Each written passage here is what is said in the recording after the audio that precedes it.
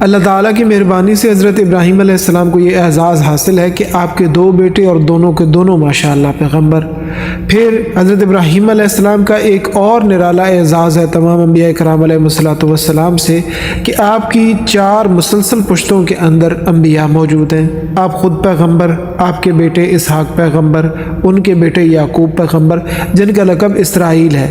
اسرائیل عبرانی زبان کا لفظ ہے جس کا معنی ہوتا ہے عبداللہ۔ اسرا کہتے ہیں عبد کو اور ایل کہتے ہیں عبرانی زبان میں اللہ کو۔ اور یعقوب علیہ السلام کے بیٹے حضرت یوسف وہ بھی پیغمبر، حضرت ابراہیم پیغمبر، آپ کے بیٹے اسحاق پیغمبر، ان کے بیٹے یعقوب پیغمبر اور ان کے بیٹے یوسف علیہ السلام وہ بھی پیغمبر۔ یہ بھی آپ علیہ السلام کا ایک نرالا اور جداگانہ اعزاز ہے۔ اس کے بعد اللہ تعالیٰ کے حکم سے حضرت ابراہیم علیہ السلام نے اپنی بیوی حضرت ہاجرہ اور بیٹے حضرت اسماعیل علیہ السلام کو مکہ مکرمہ میں چھوڑ دیا، وہیں جہاں بیت اللہ کا مقام ہے۔ اور جیسا کہ فرمان الہی ہے کہ اے ہمارے پروردگار، میں نے اپنی کچھ اولاد کو آپ کے حرمت والے گھر کے پاس ایک ایسی وادی میں لا بسایا ہے جس میں کوئی کھیتی نہیں ہوتی۔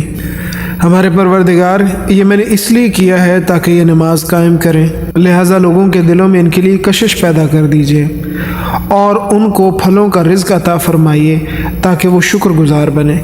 حضرت ابراہیم علیہ السلام کی دعا ایسی قبول ہوئی کہ دنیا بھر کے مسلمانوں کے دل مکہ مکرمہ کی طرف کھنچے چلے جاتے ہیں۔ چنانچہ آپ خود مشاہدہ کر لیں کہ ہر مسلمان کی یہ خواہش ہوتی ہے کہ وہ کم از کم ایک مرتبہ اللہ تعالیٰ کے گھر کی ضرور زیارت کرے۔ اور پھلوں کی افراد کا یہ عالم ہے کہ دنیا بھر کے پھل بڑی تعداد میں الحمدللہ مکہ مکرمہ میں موجود ہوتے ہیں۔ آپ امیجن کریں کہ ہر طرح کا پھل مکہ مکرمہ کے اندر موجود ہے، اگرچہ یہاں کاشتکاری نہیں ہوتی۔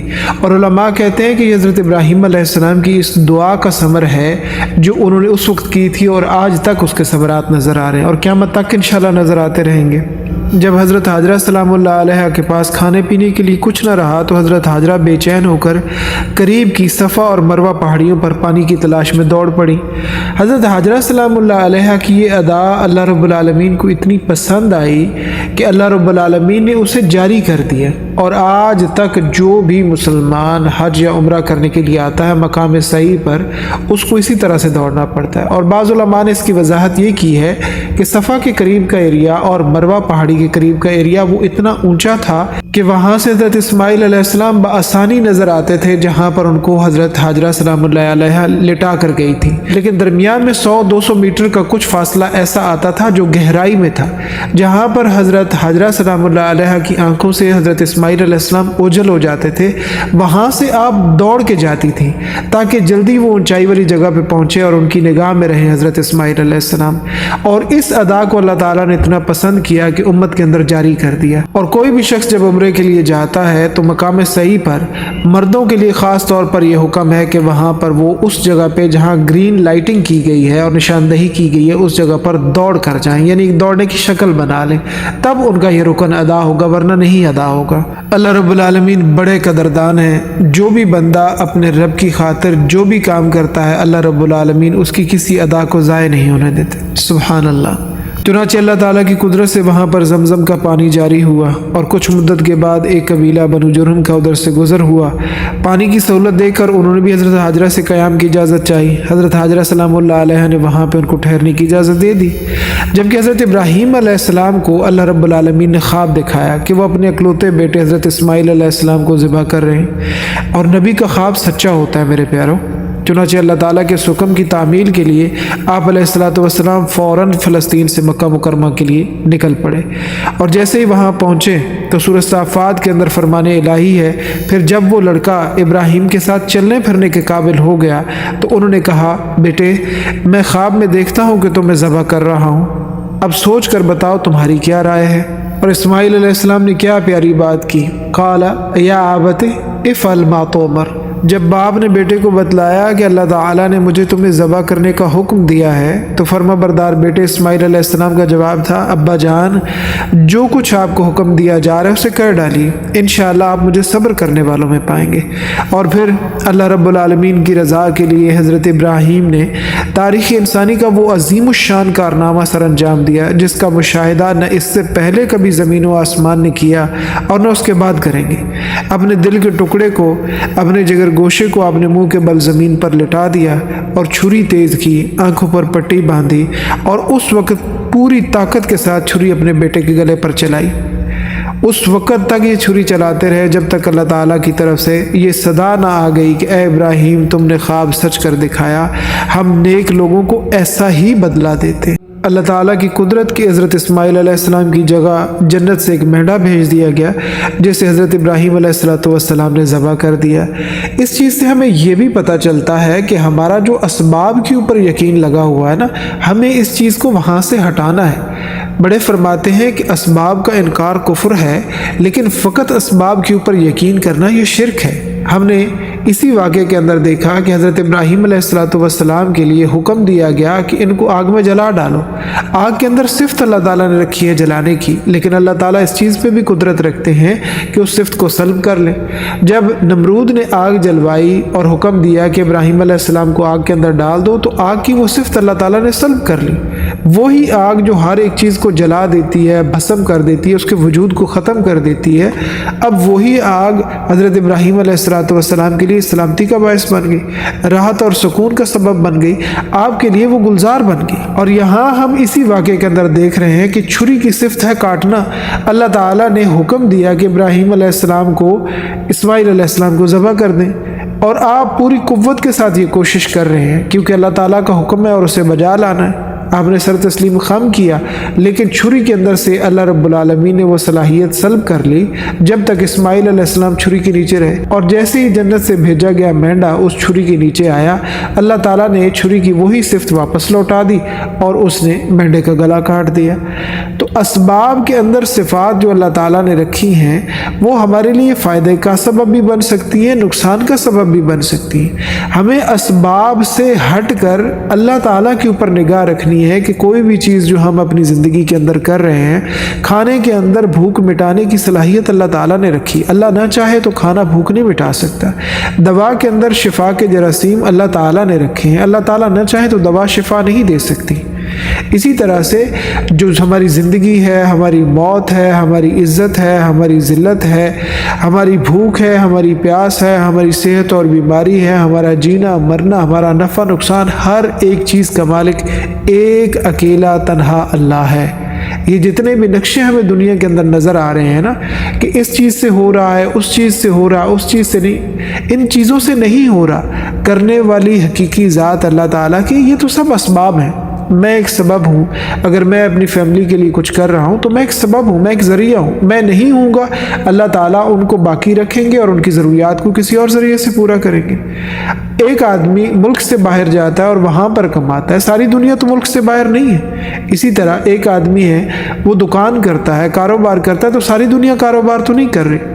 ہر انسان کو اللہ تعالیٰ نے ایک ذریعہ عطا فرمایا ہے اور اس کے ذریعے سے اللہ تعالیٰ اس کی ضروریات کو پورا کر رہے ہیں، اس کی حاجات کو پورا کر رہے ہیں۔ اب انسان کے کرنے کا یہ کام ہے کہ وہ یقین اللہ تعالیٰ کی ذات پہ رکھے، نہ کہ اس سبب کے اوپر نگاہ رکھ لے کہ یہ کروں گا تو ہی ہوگا ورنہ نہیں ہوگا۔ اگر اسی سے ہی سب کچھ ہونا ہوتا تو پھر ساری دنیا وہی کرتی، ساری دنیا تو وہ نہیں کر رہی۔ تو اس وجہ سے جو بھی کام کیا جا رہا ہے، جو کچھ بھی ہماری زندگی میں ہو رہا ہے، اگر وہ ہمارے پلان کے مطابق نہیں ہو رہا تو وہ اللہ کے پلان کے مطابق ہو رہا ہے۔ اور یہ بات ذہن نشین رکھیں میرے پیارو کہ ہم وہ چاہتے ہیں جو ہمیں اچھا لگتا ہے، لیکن اللہ ہمیں وہ عطا کرتا ہے جس میں ہمارا فائدہ ہوتا ہے۔ اللہ ہمارا نقصان نہیں چاہتا، اللہ ہمیں وہ عطا کرتا ہے جو ہمارے لیے فائدہ مند ہوتا ہے، اگرچہ وہ ہمیں پسند نہیں ہوتا۔ اللہ تعالیٰ قرآن پاک کے اندر ارشاد فرماتے ہیں، عَسَىٰ أَن تَكْرَهُوا شَيْئًا وَهُوَ خَيْرٌ لَكُمْ، ایک چیز وہ ہے کہ جسے تم پسند نہیں کرتے، وَهُوَ خَيْرٌ لَكُمْ، اور اس میں تمہارے لیے بھلائی ہے، بہتری ہے۔ وَعَسَىٰ أَن تُحِبُّوا شَيْئًا وَهُوَ شَرٌّ لَكُمْ، اور ایک چیز وہ ہے جسے تم پسند کرتے ہو مگر اس میں تمہارے لیے نقصان ہے۔ वल्लाहु यालमु व अंतुम ला तालमून। इस बात पे तो आ जाओ ना कि तुम नहीं जानते और अल्लाह जानता है। जब अल्लाह जानता है तो फिर इस चीज़ के ऊपर हमारा ईमान बन जाना चाहिए कि जो चीज़ हमें अता की गई है हमारे लिए वही बेहतर थी, उससे बेहतर कुछ हो नहीं सकता। और अपने मुकद्दर के ऊपर राज़ी हो जाना ये सबसे बड़ा सुकून है और सबसे बड़ी दौलत है। इस वाक़े के बाद अल्लाह ताला की रज़ा के लिए जानवरों की कुर्बानी करना ख़ास इबादत में शुमार हो गया। चुनांचे हुज़ूर अलैहिस्सलातु वस्सलाम की उम्मत के लिए भी हर साल जो साहिब इस्तिताअत है उनके लिए कुर्बानी करना ना सिर्फ मशरू की गई है बल्कि इसको इस्लामी शार बना दिया गया। हज़रत इब्राहीम अलैहिस्सलाम की इत्तिबा में हुज़ूर अलैहिस्सलातु वस्सलाम के तरीके पर जानवरों की कुर्बानी का ये सिलसिला क़यामत की सुबह तक चलेगा इंशाअल्लाह। इस अजीम इम्तिहान में कामयाबी के बाद अल्लाह रब्बुल आलमीन ने हज़रत इब्राहीम अलैहिस्सलातु वस्सलाम को हुक्म दिया कि दुनिया में मेरी इबादत के लिए घर तामीर करो।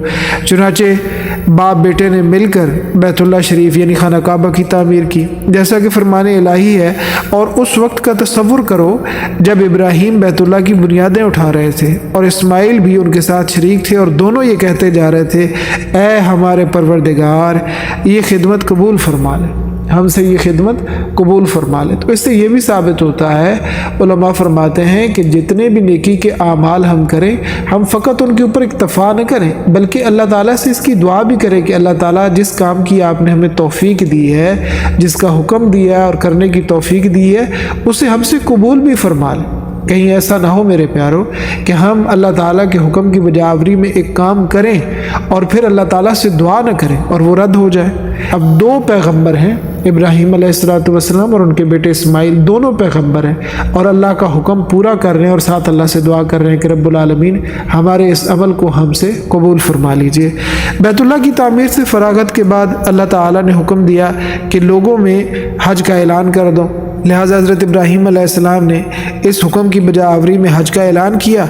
चुनांचे अल्लाह ताला ने हज़रत इब्राहीम अलैहिस्सलातु वस्सलाम का ऐलान न सिर्फ उस वक्त के ज़िंदा लोगों तक पहुँचा दिया बल्कि आलम अरवाह में भी तमाम रूहों ने ये आवाज़ सुनी। जिस शख्स की किस्मत में बैतुल्लाह की ज़ियारत लिख दी गई थी उसने उस ऐलान के जवाब में लब्बैक कहा और फरमाने इलाही है, और लोगों में हज का ऐलान करो कि वो तुम्हारे पास पैदल आएँ और दूर दराज के रास्तों से सफ़र करने वाली उन ऊँटनियों पर सवार होकर आएँ जो लंबे सफ़र से दुबली हो गई हैं। लिहाजा मेरे प्यारे दुनिया के कोने कोने से आज भी लाखों आज़मीन हज का तराना यानी लब्बैक अल्लाहुम्मा लब्बैक पढ़ते हुए मक्का मुकरमा पहुँचकर हुज़ूर अलैहिस्सलातु वस्सलाम के बतलाए हुए तरीके पर हज की अदायगी करके अपना ताल्लुक़ हज़रत इब्राहीम और हज़रत इस्माइल अलैहिस्सलातु वस्सलाम की अजीम कुर्बानियों के साथ जोड़ते हैं।